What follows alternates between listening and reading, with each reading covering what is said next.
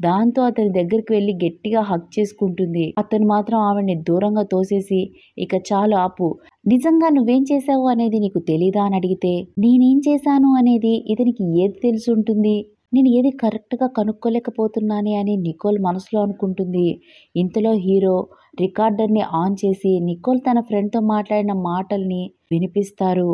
దాంతో చాద్, నువ్వు తొందరపడుతున్నావు, నేను నీకు అంతా ఎక్స్ప్లెయిన్ చేస్తాను అని ఆవిడ అంటుండగా, నిజంగా హైడి తన గుండెని నీకు డొనేట్ చేయకపోయింటే ఈ పాటికి నీ గుండె ఆగిపోయేది, నువ్వు నిర్జీవమైన శవంగా మిగిలిపోయేదానివి. ఆమె గుండెని సొంతం చేసుకుని నువ్వు బ్రతికిపోయావు.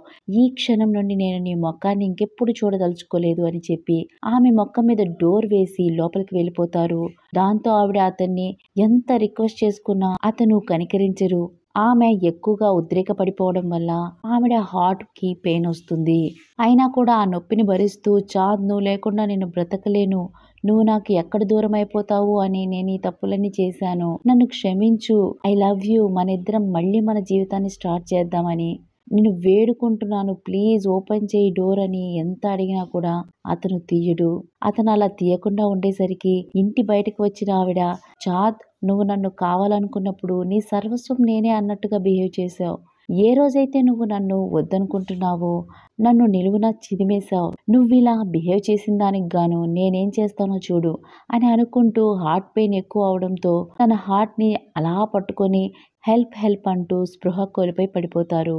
మరోవైపు హీరోయిన్ కోసం తన లవర్ అయిన లియాన్, నీకోసం తినడానికి ఇది తీసుకొచ్చాను తిను అంటూ అక్కడ పెట్టగా ఆవిడ చనువుగా చేయి పట్టుకొని, నిజంగా నువ్వు నన్ను గుర్తుపట్టలేదా, నేను హైడీని, నీ హైడీని అంటూ తన చేయిని గట్టిగా పట్టుకోబోగా అతను చేయిని విదిలించుకొని, ఐఆమ్ సారీ, మీరెవరో అని నాకు నిజంగా తెలియదు అని అనగానే, నన్ను ఎలా నువ్వు మర్చిపోగలుగుతున్నావు, నేనెందుకు నీకు గుర్తురానంటున్నాను అనుకుంటూ చాలా బాధతో అతన్ని కూర్చోబెట్టి, నీకు నిజంగా నేను గుర్తులేనా, మనిద్దరం ఒకే అనాథాశ్రమంలో పెరిగాము, నాకు ఎప్పుడైనా ఆకలి అని ఏడ్చానంటే అప్పుడు నా కోసం నువ్వు ఏదో ఒకటి తీసుకుని వచ్చి తినిపించేవాడివి, అంతేకాదు మనిద్దరం పెద్దయ్యాక ఒకే యూనివర్సిటీలో చదివాము, అలాగే ఒకే చోట ఇద్దరం కలిసి వర్క్ చేశాము, మనిద్దరం పెళ్లి చేసుకుందామని అనుకున్నాం, నిజంగా ఇదేది నీకు గుర్తులేదా అని అంటుంటే అతను తన చెస్ట్ పట్టుకొని, నాకెందుకు ఇంత పెయిన్ వస్తుంది, నిజంగా ఈ అమ్మాయి చెప్పేది ఏది నాకు గుర్తులేదు,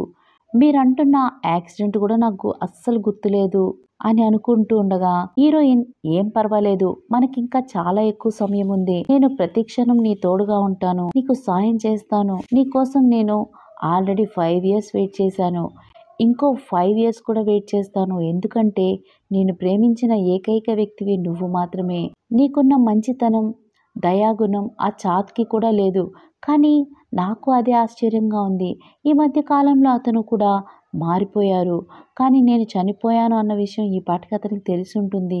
ఇంతలో మనకి హీరోని చూపిస్తారు. అతను హైడీ ఫొటోస్ని పట్టుకొని, నేను ఏ రోజు అనుకోలేదు హైడీని ఈ విధంగా ఒకరోజు కోల్పోతాను అని, ఇంకో విషయం ఏంటంటే నేను హైడీని కోల్పోతే ఇంతలా బాధపడతానని ఏ రోజు ఊహించలేదు అని అనుకుంటూ హీరోయిన్ ఫొటోస్ అన్ని అగ్నిలో వేసి కాల్ చేస్తూ ఉంటారు. ఆ తర్వాత నేను ఇక్కడ నుండి దూకేశానంటే నీ లోకానికి వచ్చేస్తానా అని అంటూ అక్కడే ఉన్న టైం పీస్ని తీసుకొని, నేను ఈ గడియారాన్ని వెనక్కి తిప్పానంటే మళ్ళీ వెనక్కి వెళ్ళి జరిగిన తప్పంతా సరిచేసేస్తుందా, నువ్వు ఒకరోజు నాతో అన్నావు నేను నీ కోసం మాత్రమే ఈ లోకానికి వచ్చాను అని, కానీ ఈరోజు నువ్వు వెళ్ళిపోయావు, ఇది మాత్రం నా ఫాల్టే, ఈసారి నేను నిన్ను వెతకడం కోసం నీ దగ్గరికి వస్తున్నాను అని అనుకుంటూ చేతిలో ఉన్న ఆ టైం పీస్ని అగ్నిలో వేసేస్తారు.